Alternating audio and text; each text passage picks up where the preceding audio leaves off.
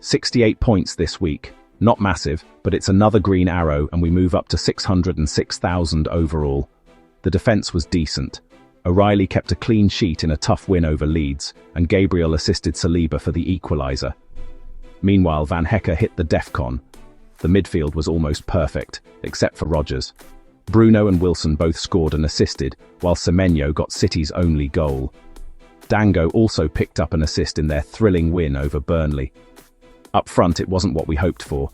Haaland missed out through injury, and although João Pedro played well against Arsenal, he had nothing to show for it. So overall, a good week. But now let's move on to the transfer plans for Gameweek 29. There are injuries all over the squad, and with only one free transfer available, we need to be absolutely sure about player availability before using it.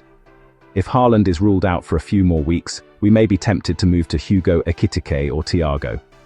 Neither of them has been in great form recently, but both returned to scoring ways last week. Ekitike delivered a massive haul with a goal and 2 assists, and now has a decent run of fixtures. Thiago also got back among the goals, and has a favourable run ahead with Bournemouth, Wolves and Leeds in the next 3. If there are further doubts over Nico O'Reilly, we could look at Virgil van Dijk, who has been on fire with 3 consecutive returns, 2 of them double-digit hauls.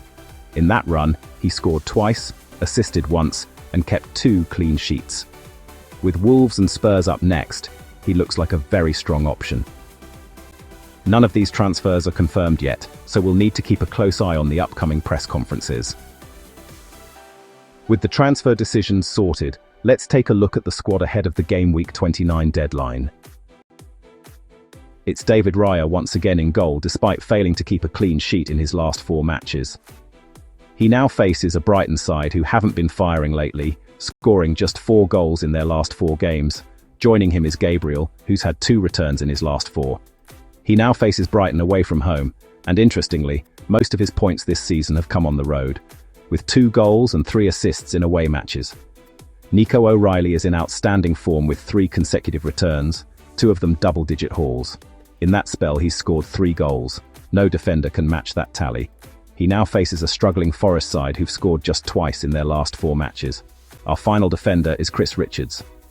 Palace haven't looked great since the key departures, but they face Spurs away. Spurs rarely fail to score, but Palace have actually been stronger on the road this season, keeping 5 away clean sheets. In midfield, Antoine Semenyo is in good form with 2 goals and an assist in his last 3. He faces Forest at home, a side that have kept just 1 clean sheet in their last 4, conceding 6 goals in that period. Harry Wilson made back-to-back returns with a goal and assist last week.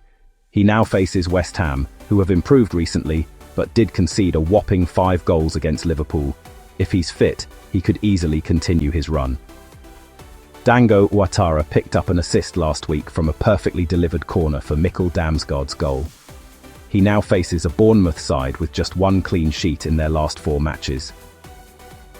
Up front, we're keeping faith in Krupi Jr. due to the injuries in the squad.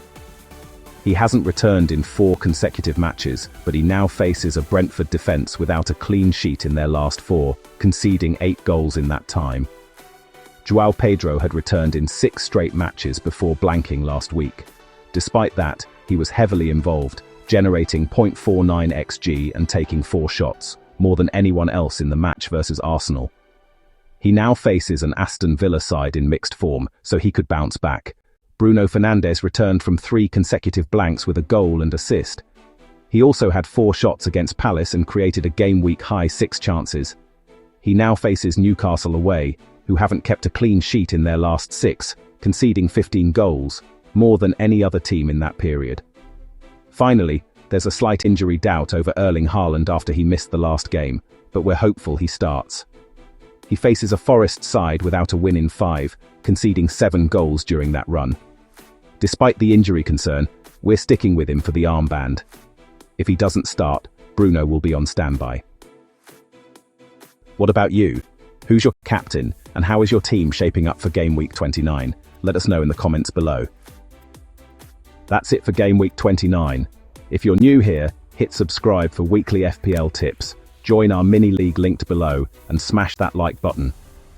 Don't forget to follow us on X and Instagram. We'll post our final team just before the deadline.